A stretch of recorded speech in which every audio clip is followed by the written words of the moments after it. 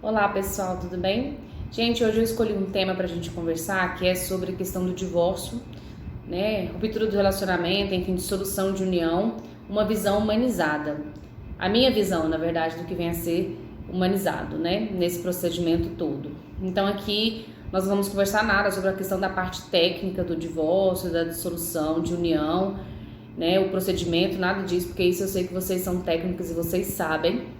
O que eu quero trazer hoje, na verdade, são algumas questões emocionais mesmo, né? Que a minha experiência enquanto mediadora familiar e até como advogada que tem atuado nessa área, eu tenho aprendido que o advogado, né, de família, que escolhe a área de família para atuar, ele por si só ele precisa ter mais sensibilidade.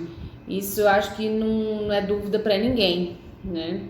Porque nós lidamos com pessoas nos momentos mais frágeis da sua vida, né? Nos momentos mais impactantes, mais tristes. Eu não sei se vocês sabem, mas tem uma pesquisa que mostra quais são os dois eventos que mais causam impacto na vida do ser humano. O primeiro é a morte e o segundo é o divórcio. E veja que os desdobramentos desses dois eventos super impactantes e tristes na vida do ser humano, eles necessariamente precisam ser resolvidos e precisam de advogados para atuar.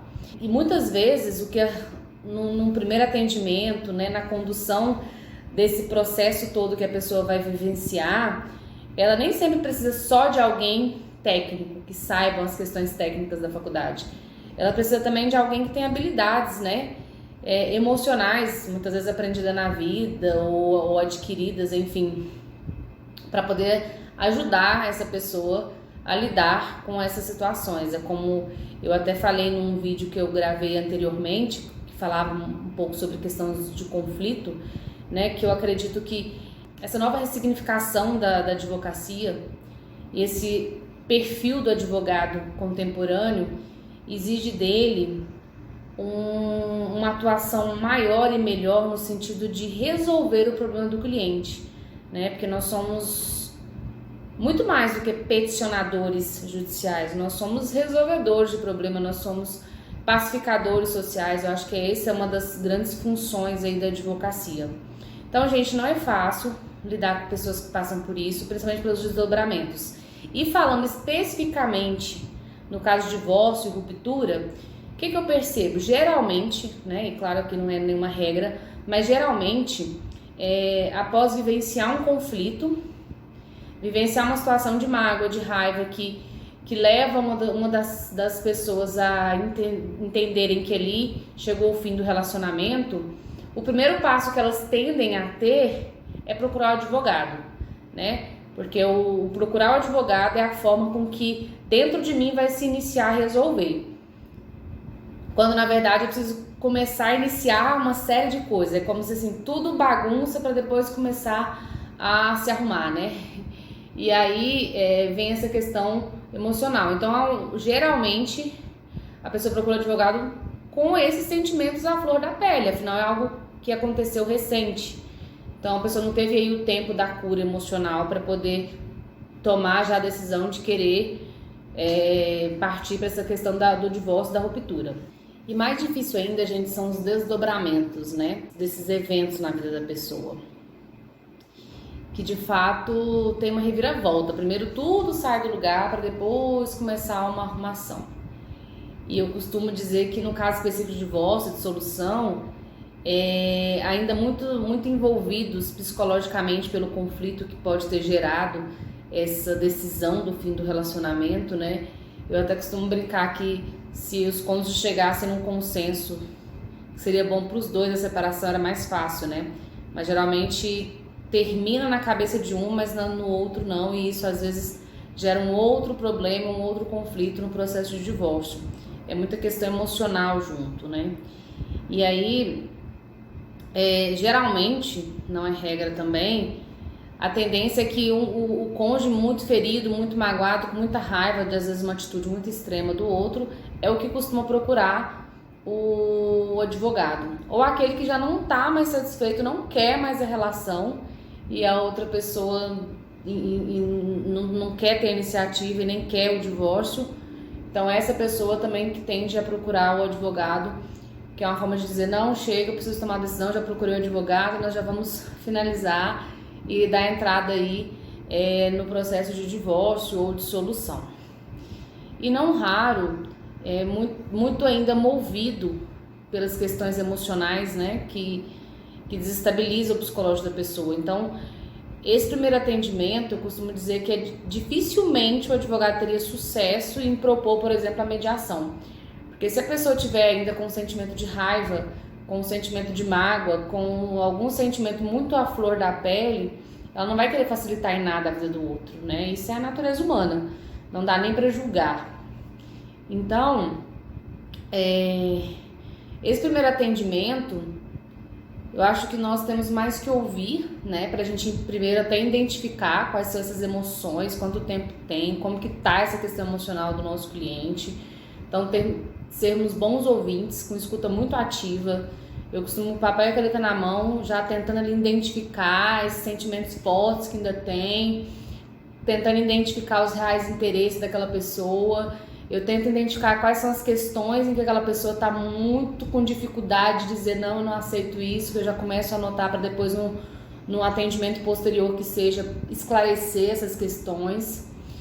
E nesse primeiro atendimento eu acho que é isso, sermos bons ouvintes, inclusive como estratégia, eu costumo marcar esses atendimentos de primeiro atendimento de quem quer o divórcio, isso como advogada, né? Primeiro atendimento de quem quer o divórcio, como quem quer a solução, pro final da manhã ou final da tarde, para garantir que a pessoa possa falar e não ser interrompida, né? E às vezes também marcar pro início da manhã ou início da tarde, pode ser que a pessoa leve a manhã inteira para falar, para conversar. Então, reservar um tempo no final da manhã, um tempo no final da tarde para ouvir esse cliente é muito importante, né? E validar os sentimentos desse cliente, né? A gente não pode invalidar, como eu já presenciei, inclusive, em mediações que eu realizei, o advogado, na melhor das intenções, eu acredito muito nisso, tá?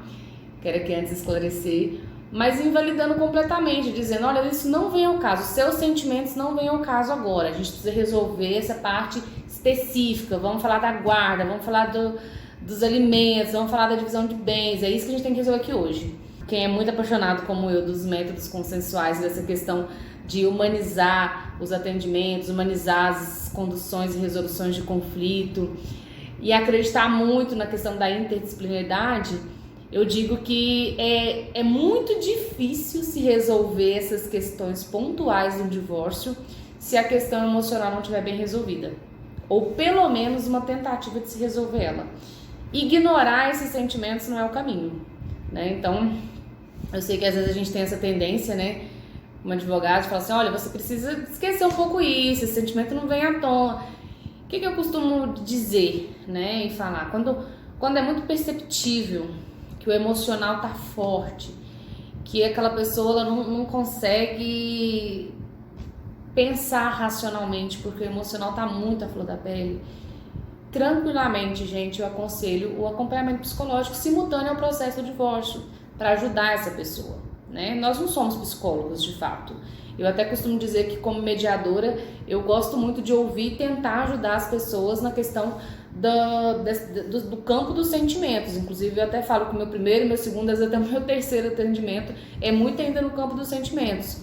Mas eu entendo que os advogados, eles não são psicólogos. Alinhado a isso vem a questão da paciência.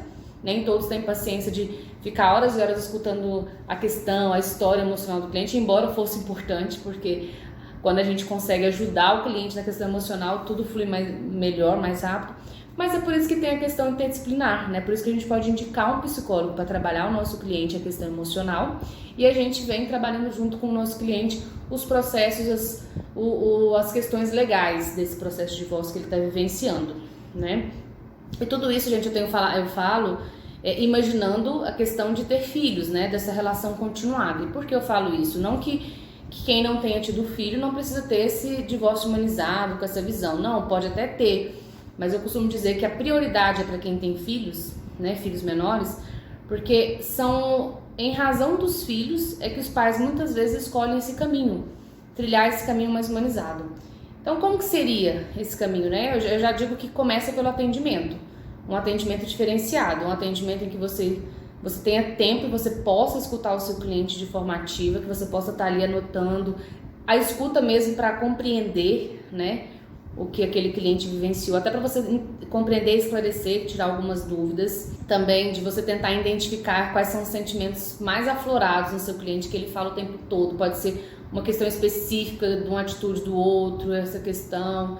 E também a questão de como ele vê a questão dos filhos, perguntar como que ele gostaria de resolver, perguntar como que ele pensa que poderia ser, perguntar como que poderia ser a relação pós-divórcio entre eles e os pais, enfim, você escutar, você tentar desse primeiro atendimento abstrair o máximo possível de informações, se for possível, né? Porque às vezes o emocional tá tão forte que é melhor só escutar e marcar um outro atendimento para você falar.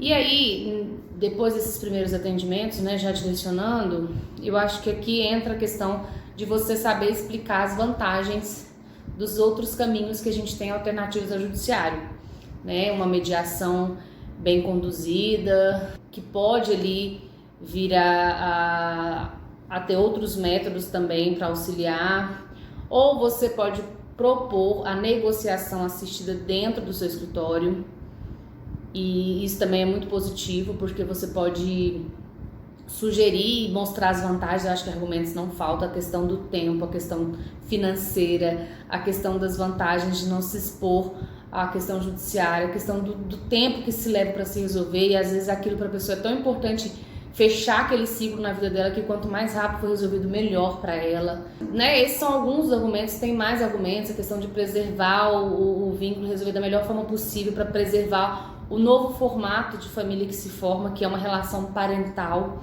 né? Que filho é filho, não existe ex-filho, então para os filhos o pai continua sendo a família e a mãe continua sendo a família, isso é muito importante, né? E eu costumo dizer que as negociações assistidas que eu já propus fazer não deu certo quando representa as duas partes, mas isso também não é regra, isso pode acontecer tranquilamente com você, advogado que propõe uma negociação assistida e dê certo representando as duas partes. Então, como a minha experiência não foi das melhores, eu já proponho, quando eu falo da questão da negociação assistida, da outra parte vir acompanhado com um advogado que ela confie. E assim a gente inicia essa negociação sem a intermediação de um terceiro, né? São os advogados e as partes. Essa é a negociação assistida que pode ser realizada dentro do escritório. Esse é o primeiro passo que eu proponho no divórcio humanizado. Não deu certo, porque pode não dar certo por várias questões, às vezes o emocional não foi bem trabalhado e isso impede com que as partes resolvam as questões legais. Eu proponho a mediação. Eu proponho a mediação dizendo das vantagens, da eficácia e dizendo que na mediação eles poderão trabalhar melhor as questões emocionais, porque quando eles trabalharem as questões emocionais, vai ser mais fácil trabalhar as legais. E aí eu sugiro uma mediadora ou um mediador e eles escolhem, ou a gente sugere uma câmara e a gente segue o regulamento da câmara privada, e aí a gente propõe a mediação privada, né, mediação extrajudicial, para realizar, para a tentativa de compor. Dentro dessa mediação existem aí vários caminhos, né?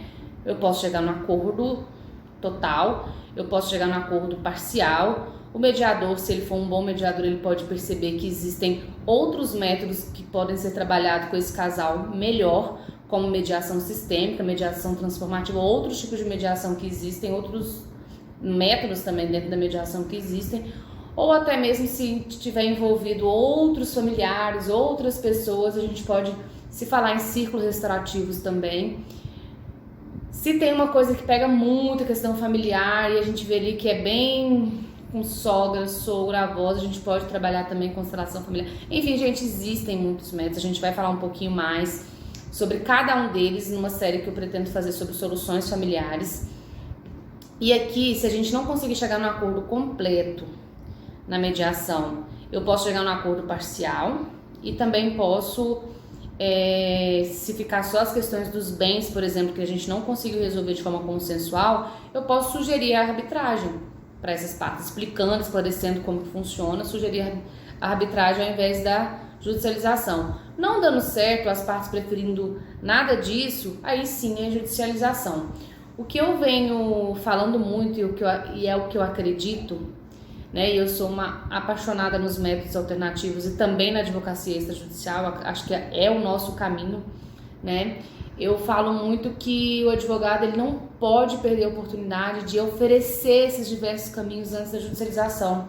Não significa que a mediação e esses outros métodos muito eficazes vão resolver o problema do cliente, mas é necessária a tentativa. E são métodos que não demandam muito tempo, não demandam um valor tão expressivo que não vale a pena tentar, porque tem grandes possibilidades e dando certo é melhor para todo mundo, é melhor para os clientes, é melhor para o advogado que tem um retorno financeiro mais rápido e não tem aqueles anos, né, de acompanhamento processual, porque um processo que demora 8, 9, 10 anos, ele tem um custo para o escritório também, né? Não é só o meu tempo ali disposto para poder ir lá, acompanhar, conversar e tentar resolver a cobrança do cliente. Não, não é só isso, é o custo também, custo financeiro desse processo e tá sob o acompanhamento do escritório.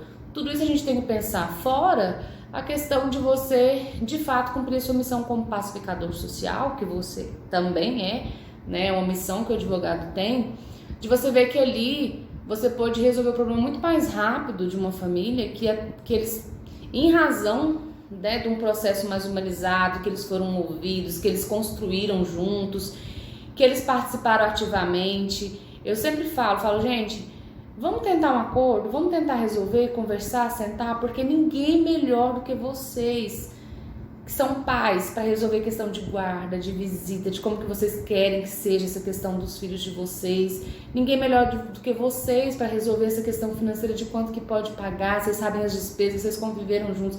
Tanta coisa dá pra gente tentar fazer e conscientizar essas pessoas de que é muito melhor que elas tenham esse controle do resultado do que vai fazer parte da vida delas, do que entregar isso a um terceiro, que muitas vezes nem vai ouvi-los, né? E se ouvi-los, vocês sabem como que funciona. E aqui eu não tô querendo fazer nenhum tipo de julgamento com os juízes, eu conheço alguns, tenho grande admiração pelo trabalho que eles exercem, mas o que estão fazendo com os juízes no Brasil é desumano, é uma carga processual, é uma quantidade processual muito grande, exigindo que tenha tempo para cada sentença. Não se tem como humanizar isso, né? Mas nós podemos fazer essa diferença. Então, é o que eu sugiro, né? Esse passo a passo, antes de se judicializar qualquer tipo de demanda, que a gente tente resolver de forma mais humanizada possível. E levando em consideração, é o que eu sempre falo, o advogado ele não pode ignorar a questão sentimental do cliente dele, a questão emocional, porque isso num processo de divórcio, de solução, é algo que tem que primeiro ser resolvido, é a prioridade se resolver essa questão emocional para depois resolver as questões legais. Porque senão, gente, vira uma bola de neve, é uma questão que fica mal resolvida e é uma questão que atinge as questões legais, né? E um outro cuidado que eu falo, e que às vezes de forma muito, muito inconsciente a gente, advogados e advogadas fazem, é às vezes escalar o conflito dos clientes, principalmente esses clientes que têm a necessidade da relação continuada, que eu acho que é o mais grave, é quando a gente transfere a raiva, aquela primeira raiva que o cliente tem, porque ele ainda está sob reação do conflito. O cliente passa essa raiva para o advogado e o advogado transfere essa raiva para as suas peças. Seja uma petição inicial, seja uma contestação, seja qualquer tipo de manifestação, ele traz essa raiva. E isso escala um conflito. Então, temos que ter cuidado. Nós estamos falando de uma família, né, que por questões e decisões deles estão se desfazendo um vínculo, dissolvendo um vínculo que eles tiveram, mas eles têm filhos e esses filhos não participaram dessa decisão e eles precisam ser o menos atingido possível, porque esses filhos precisam ter esses pais como sua família ainda, né? Numa nova configuração familiar, que é o que eu falo de uma relação parental, que é para sempre, não vai mudar. Então a gente tem que ter muito cuidado, porque quando somos procurados pelos nossos clientes, nós não podemos, de forma alguma, ignorar o interesse e o bem-estar das crianças e adolescentes envolvidas nesse conflito, né? Que não deixam de estar ligados e também ser os nossos clientes, porque eles estão envolvidos. Nós estamos falando, quando a gente fala de alimentos, na verdade eles são os autores dos alimentos, então eles são os nossos clientes direto, né? E a gente precisa ter muito cuidado com isso. Gente, sobre essa visão humanizada é o que eu tinha que falar. Em um outro momento eu quero conversar um pouco mais com vocês sobre os diversos métodos e caminhos de soluções familiares para esse tipo de conflito.